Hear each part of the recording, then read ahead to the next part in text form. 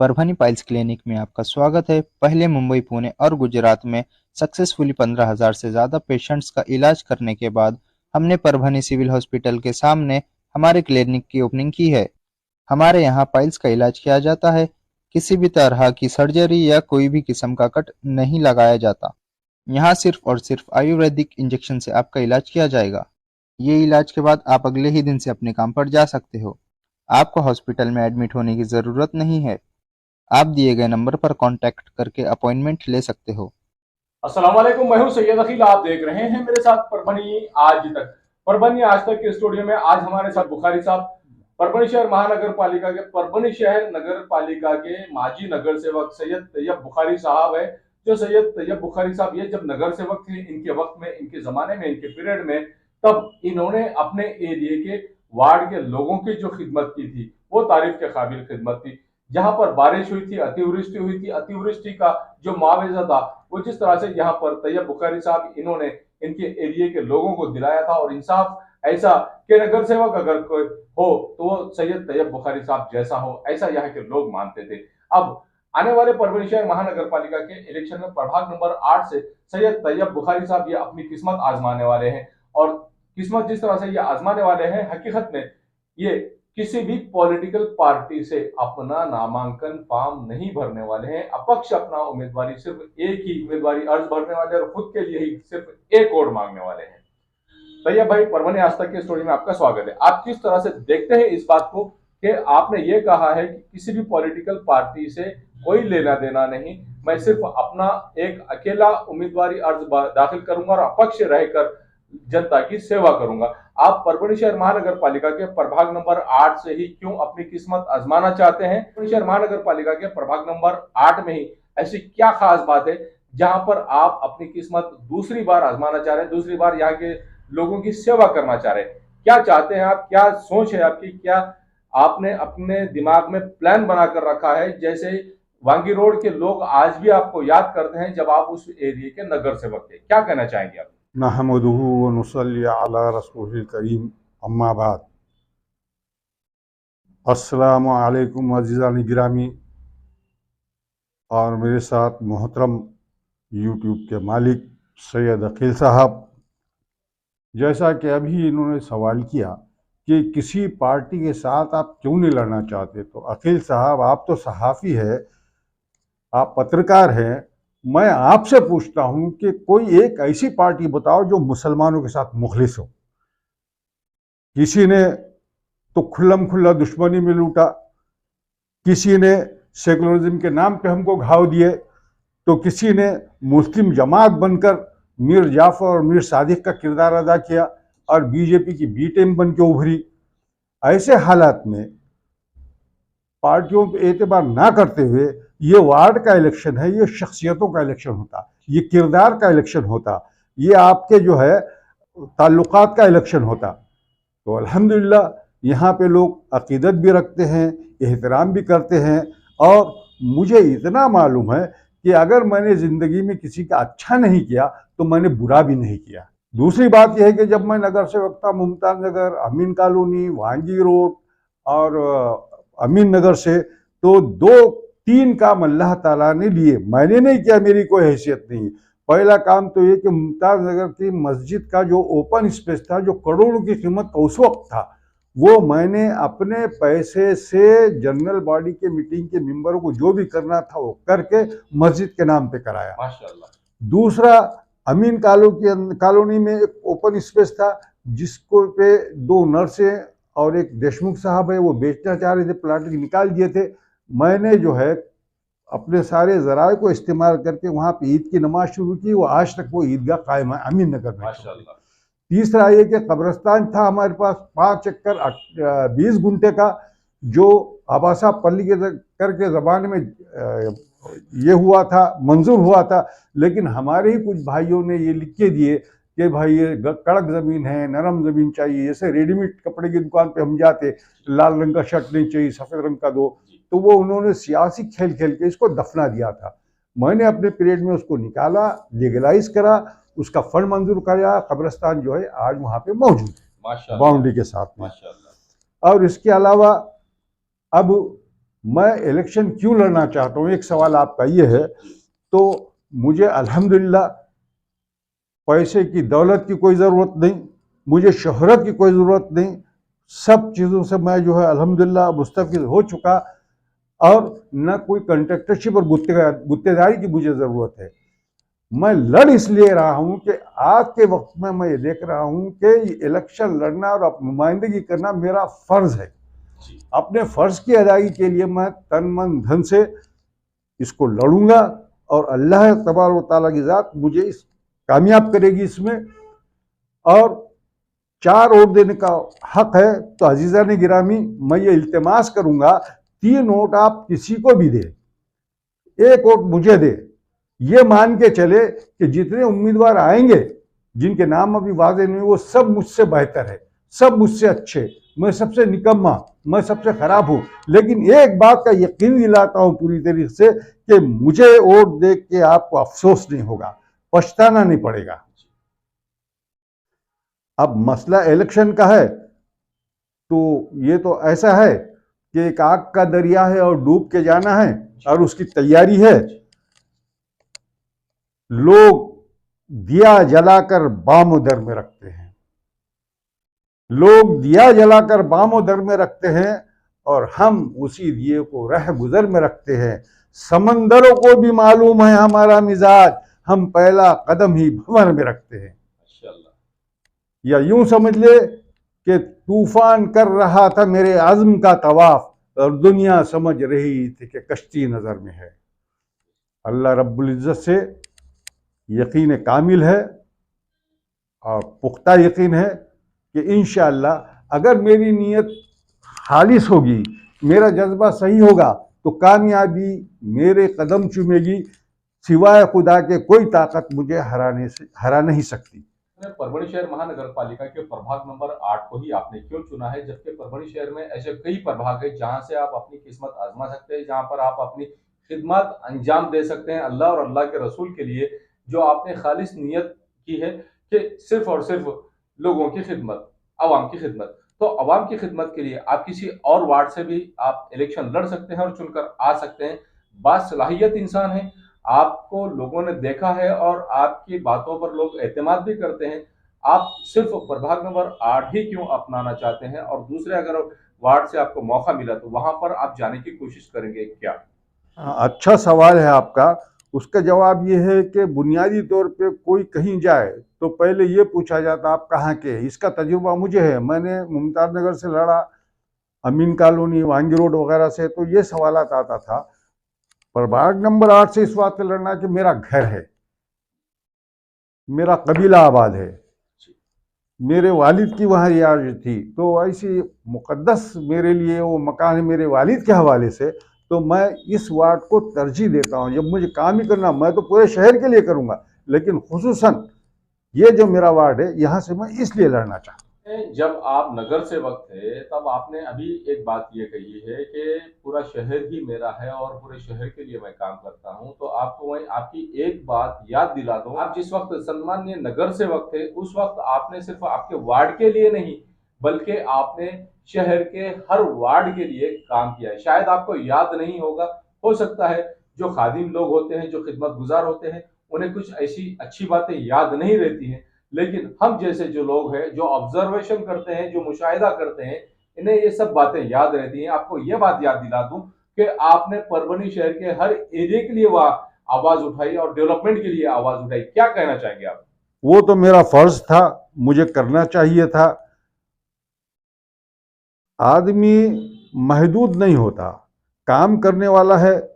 शेख सादी रहमतुल्लाह अलैह ने कहा था, बड़ी वसी बात है कि हर मुल्क के मास्त के मुल्क खुदा मात, सारी सरजमीन खुदा की और सारी सरजमीन हमारी है। इसी तरीके से पूरी परभनी हमारी और परभनी में कहीं भी काम कर सकते। परभणी शहर महानगर पालिका के लिए कोई पार्टी, कोई भी पॉलिटिकल पार्टी अगर मौका दे या आपको जबरदस्ती ये कहे, आप पर प्रेशर डाले कि भाई आप हमारी पार्टी से ही टिकट फाइनल करके आप लड़ें या हमारे ही पैनल में आप आ जाए, तो ऐसी सूरत में आपकी क्या शर्तें होगी, आपका क्या मिजाज होगा, आप क्या प्लानिंग बनाकर बैठे हैं इस बात के लिए? मैं आप ही से सवाल करता हूं, मुझे एक ऐसी पार्टी बताइए जो मुसलमानों के तय ईमानदार हो, मुखलिस हो। आप गारंटी ले, मैं आपकी बात मान लूंगा। नहीं, हकीकत में ये बात नहीं है कि मुसलमानों से कोई भी पॉलिटिकल पार्टी, चाहे वो कोई भी पॉलिटिकल पार्टी रहो, ये मुसलमानों से मुखलिस नहीं है। लेकिन मुसलमानों को अपना जो मतदाता है, इन्हें ही अपनी हैसियत का पता नहीं। जो वोट डालने वाले लोग हैं, इन्हें ही इस बात का एहसास नहीं है कि हमने ऐसी शख्सियत को वोट देना चाहिए, ऐसे व्यक्ति को वोट देना चाहिए जो किसी पॉलिटिकल पार्टी से ताल्लुक रखे या ना रखे, लेकिन हमारे लिए डेवलपमेंट का काम करे, हमारे लिए विकास का काम करे, हमारे लिए तरक्की का काम करे, हमारे लिए फलाह और बहबूदी का काम करें। बस इसीलिए कई लोग ऐसे हैं जो पॉलिटिकल पार्टियों को किनारा कशी करते हुए अपने आप को एक अलग पैनल बनाकर, परभनी विकास पैनल बनाकर बोलो, या अपने आप को जिस तरह से अपक्ष उम्मीदवार के तौर पर उभार कर ही यहाँ पर अपना वोट हासिल करने की कोशिश कर रहे हैं। कई ऐसे नाम हैं जो हम आपके इस इंटरव्यू में लेना पसंद नहीं करेंगे, इसके लिए लेना पसंद नहीं करेंगे कि वो लोग होशियार हो जाएंगे जो इनके नाम सुनकर अपने आप को कहीं पर महदूद करना चाह रहे हैं। क्या कहना चाहेंगे इस बारे में आप? जहां जज्बा हो, जहां नीयत खालिस हो, तो फिर ये नहीं देखा जाता है कि क्या रिएक्शन होगा, कौन आएगा, कौन जो है डराएगा। और एक मैं बता दूं, मेरी सबसे बड़ी कमजोरी ये है, आपने बता इससे पहले पूछा था कि आपके ऊपर प्रेशर आएगा, दबाव आएगा, तो मेरी कमजोरी ये है कि मैं प्रेशर को कबूल नहीं करता और मैं डरता नहीं। डरता हूं मैं सिर्फ खुदा की ज़ात से, जिसके हाथ में पूरी कायनात का इख्तियार है, करने वाली ज़ात अल्लाह की। अल्लाह मेरी मदद करेगा। और जैसा पहले मैंने कहा, वो अजीज़ान गिरामी, सामीन किराम और नाज़रीन किराम, आपको 4 वोटों का हक है। 3 वोट बिलाशुबा आप किसी को भी दे, 1 वोट मुझे दे। हकीकत में सैयद तैयब बुखारी साहब, इन्होंने जो परभनी वासियों की खिदमत अंजाम दी है, उसमें एक बहुत बड़ा नाम आता है। ये गंगाखेड़ रोड पर जो मौलाना खुतनी साहब इनके नाम से जो ईदगाह बनाई है, यहाँ पर ये मदरसा अपने पैसों से बनाने की ताकत रख रहे हैं। अपने पैसों से, खुद के मेहनत के पैसों से ही यहाँ पर ईदगाह और मदरसा बनाने की ताकत रख रहे हैं। और इन्हें हमने कई बार ये भी बात कहा है कि आप इसके लिए कहीं कुछ जो इस्तेताअत रखने वाले साहब है, इनसे कहीं मदद ले। तो सैयद तैयब बुखारी साहब, इनके ये अल्फाज थे कि मुझे किसी की मदद नहीं चाहिए सिवाय अल्लाह के। अगर मैं अपने मेहनत के पैसों से, मैं अपने बच्चों के पैसों से अगर ये सब कुछ कर सकूं, तो बस यही मेरी काबिलियत है कि कौम और मिल्लत के लिए, मैं लोगों के लिए यहाँ सिर्फ एक मदरसा और खानखाना, ईदगाह जिस तरह से यहाँ पर बनाए, और यहाँ पर झाड़ लगाने का काम भी बारिश के दिनों में इन्होंने किया है। जो झाड़ इन्होंने लेकर आए, वो झाड़ भी किस तरह के, आप उन्हीं की जबानी सुनिए। क्या कहना चाहेंगे इस बारे में आप? असल में जब ये मेरा पीरियड ख़त्म हो गया, और उसके बाद में मेरे वालिद साहब का ये तरीक़ा था कि शहर के बाहर वो ईद की नमाज़ अदा करते थे, और ये ईद की नमाज़ शहर से बाहर अदा करना सुन्नत मुअक्कदा है। हज़रत सल्लल्लाहु अलैहि वसल्लम फ़िदाई अबी उम्मी, उन्होंने भी अपनी हयात मुबारका में एक वक्त मर्तबा के अलावा मदीना मुनव्वरा में शहर से बाहर जाकर जंगल में नमाज अदा की थी। उसको अहिया करते हुए ज़िंदगी मेरे वालिद ने यह तरीक़ा इस्तेमाल किया। और जब उनका विसाल हो गया, वो जहाँ नमाज़ पढ़ाते थे, वो बहरहाल मैं तफ़सीलात में नहीं जाऊँगा, जगह नहीं थी, तो 4-5 साल तक शेख साहब जो है, जिनका मदरसा खास, वो हमको जगह देते थे। 4-5 साल हमने जगह वहाँ नमाज़ पढ़ी। उसके बाद में रमज़ान आए, मैं बॉम्बे से आया, 9 रमज़ान थे मेरा जहाँ तक ख्याल है। शेख साहब से मिला, नमाज़ पढ़ने का है, तो उन्होंने बताया, भाई ये तो एसटी वर्कशॉप वालों को हमने जगह दे दिए, और उनकी पूरी गाड़ियाँ खड़े, नमाज़ पढ़ नहीं सकते। तो वो वक्त इंतहाई जो है सबर आज़मा और क्या बोलेंगे वलियों वाला वक्त था। ये सर पे खुला आसमान था, जगह थी नहीं। फिर किसी मुलाकात में पूरी तफसील बताऊंगा। अल्लाह ने जगह मुहैया की, 2011 से पाबंदी से वहाँ पढ़े। अभी जो है जून के अवाइल में मैं वहाँ गया, तो हमारा जो है जगह बहुत ज़्यादा बड़ी है। एक हिस्से में 4-5 चक्कर में वहाँ बबूल के झाड़ ऐसे आ गए थे जैसा बबूल बन है, और वहाँ पे फहाशी और दीगर गैर अखलाकी हरकतें हो रही थी। तो मैंने जीसीबी मशीन लगाकर 471 घंटे मशीन चलाया, सबको निकाला, आजू बाजू उसके पहाड़ी टाइप ऊंचे टीले बनाए, और उसके अंदर 2000 सागवान के दरख्त लगाए। जो 55 रुपये का एक आका था। ऐसा जुमला जो है 5.5 पौने 6 लाख रुपये हमने 2 महीने पहले खर्च किए, न सगे भाई से मदद लिए, न किसी से मदद लिए, और यहाँ तक कि मेरे बच्चे ही बहुत अच्छी पोस्ट पे, उनसे भी 1 रुपया महीने लेता हूँ। अल्लाह ने मुझे नवाजा है, मुझे ऐसा लगता है कि शायद ये मकसद के लिए दिया हुआ अल्लाह ने मुझे। मेरी हैसियत एक पोस्टमैन की है, जिस दिन मैं देना बंद कर दूंगा उस दिन आना बंद हो जाएगा, ऐसा मैं सोचता हूँ। आज के माहौल में किसी सियासी पार्टी पर एतबार नहीं किया जाता। सूरत हाल ये है कि न हम सफ़र न किसी हम नशीन से निकलेगा, हमारे पाँव का कांटा हम ही से निकलेगा।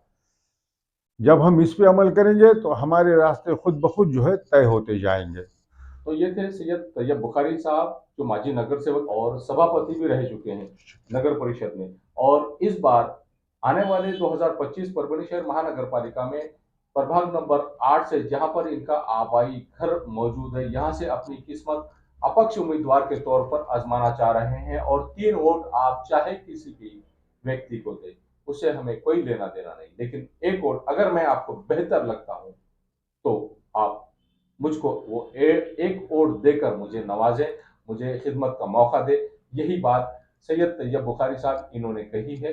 परभनी आज तक के माध्यम से आप तमाम लोगों को उन्होंने ये मैसेज दे दिया है कि आने वाले वक्त में प्रभाग नंबर 8 से सैयद तैयब बुखारी साहब ये अपक्ष उम्मीदवार लड़ने वाले हैं, अपनी किस्मत आजमाने वाले हैं। अब देखना यह है कि इनके झोली में आप लोग कितने वोट डालते हैं और सैयद तैयब बुखारी साहब इन्हें खिदमत का मौका देते हैं। आप देखते रहिए परभनी आज तक। मुझे दीजिए इजाजत। जय हिंद। एम्स हॉस्पिटल अपना कॉर्नर परभनी। परभनी में 100 बेड का अत्याधुनिक अस्पताल। महाराष्ट्र शासन सार्वजनिक आरोग्य विभाग निरोगी सगरू जीवन। 1356 बीमारियों पर फ्री में वैदिक के उपचार। 4.5 लाख रुपए का बीमा संरक्षण हर कुटुंब के लिए। 5 लाख रुपए का बीमा संरक्षण। आयुष्मान भारत प्रधानमंत्री जन आरोग्य योजना व महात्मा ज्योतिराव फूले जन आरोग्य योजना का लाभ जरूर उठाएं। एम्स हॉस्पिटल आपकी सेवा में 24 घंटे। हमारा पता अपना corner, doctor Zakir Hussain road, Parbhani. Abdul Wahab function hall booking यहाँ पर शुरू है। शादी ब्याह और उसी के साथ में छिल्ला छट्टी और साथ ही यहाँ पर किसी भी तरह के प्रोग्राम रस्म एंगेजमेंट के लिए आपके लिए Abdul Wahab function hall. Abdul Wahab function hall में मूलभूत सुविधा अवेलेबल है। अब अब्दुल वहाब फंक्शन हॉल परभनी शहर के कवड़गांव रेलवे गेट से नीचे, यहाँ पर जिस तरह से अलीबाग नगर के करीब ही यहाँ पर ये फंक्शन हॉल अवेलेबल है। और अब्दुल वहाब फंक्शन हॉल जिस तरह से यहाँ पर मूलभूत सुविधा अवेलेबल है, लेडीज के लिए यहाँ पर अलग से हॉल, सेपरेट हॉल, जेंट्स के लिए सेपरेट हॉल, उसी के साथ में बच्चों के खेलने के लिए सामने गार्डन और स्पेशली पार्किंग के लिए माकूल जगह। अब्दुल वहाब फंक्शन हॉल में अगर आपको शादी करना है, आप अपने बच्चों की शादी अगर करवाना चाहते हैं, अगर आपको बच्चों का एंगेजमेंट कराना है, बच्चों का अगर छिल्ले का प्रोग्राम है या मीटिंग है, तो ऐसी सूरत में परभनी शहर में तो भैया सिर्फ एक ही नाम है, अब्दुल वहाब फंक्शन हॉल, जाहिद खान। इनसे आप राब्ता कर सकते हैं। स्क्रीन पर दोनों भी कॉन्टैक्ट नंबर दिए गए हैं। अगर आप बुकिंग करना चाहते हैं, अगर आपके घर में शादी है, अगर आपके घर में छिल्ला है, तो ऐसी सूरत में आप अब्दुल वहाब फंक्शन हॉल में अपने प्रोग्राम की बुकिंग कर सकते हैं और बुकिंग के लिए स्क्रीन पर नंबर दिए गए हैं। परभनी शहर का मशहूर beauty parlour Sana beauty parlour. हमारे यहाँ facial, eyebrow, waxing, pedicure, manicure, hair cutting, hair colour, hair straightening, keratin, hair smoothing, hair spa, body spa, कान टोचना, मेकअप, दुल्हन मेकअप सभी किए जाते हैं और वो भी बेस्ट क्वालिटी के साथ कम दाम में। एक बार जरूर आएं और सेवा का मौका दें। सना ब्यूटी पार्लर, खान साहब के बिल्डिंग के पास, आइजॉन मॉल के पीछे, Dargah road, Parbhani. Mobile number 973002000824। Mehboob park function hall, Mansab Nagar, जाम पारवा गेट, दरगाह रोड, परभणी। शादी हो या एंगेजमेंट, चिल्ला हो या जुमागी, मीटिंग हो या फिर कुछ और, परभणी में तो भैया सिर्फ एक ही नाम, महबूब park function hall, Mansab Nagar, जाम पारवा gate, Dargah road, Parbhani. Booking शुरू है। Mobile number 9960569383, 8421903333। इसके साथ ही 9822829035। हाजी महबूब अंसारी। याद रहे, आप हर तरह के प्रोग्राम हमारे फंक्शन हॉल में मनाएं। आज ही अपने प्रोग्राम की बुकिंग करें। मिर्जा मेस, परभणी। अगर आप परभणी शहर में रहते हैं और घर के खाने का लुत्फ लेना है तो संपर्क जरूर करें मिर्जा मेस परभणी। घर पहुंच सेवा खाने के टिफिन के लिए जरूर संपर्क करें। मोबाइल क्रमांक 8830266947। क्वालिटी की तलाश यहाँ खत्म। किंग ऑफ बेल्ट्स, शनिवार बाजार के पास, Nanalpeth corner, Parbhani. Ladies purse, school bag, original leather belt, कमर belt, wallet, body spray, perfume और भी बहुत कुछ। एक बार जरूर आए। किंग ऑफ बेल्ट, शनिवार बाजार, नानलपेट कॉर्नर, परभणी।